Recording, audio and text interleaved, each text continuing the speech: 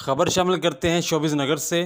मारूफ अदाकारा फातिमा अफंदी के छोटे बेटे महाबीर की एक वीडियो सोशल मीडिया पर वायरल हो गई है।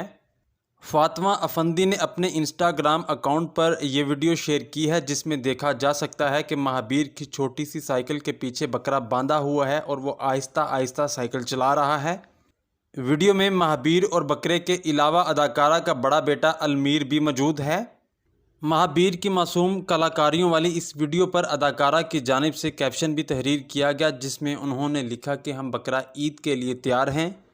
मदाहों की जानिब से इस वीडियो को बहुत पसंद किया जा रहा है, जबकि लोग इस पर बच्चों के लिए नेक तमन्नाओं का भी इजहार कर रहे हैं। वाज़ेह रहे कि अदाकार कंवर इरसलान और फातिमा अफंदी की शादी 2012 में हुई थी और अब इस खूबसूरत जोड़े के 2 बेटे भी हैं। महाबीर महाबीर चलाओ, महाबीर वहाँ चले अंकल के पास। महाबीर चलाओ, पेड़ मारो, तेज तेज, आपके पीछे आ रहा है, आपके पीछे आ रहा है।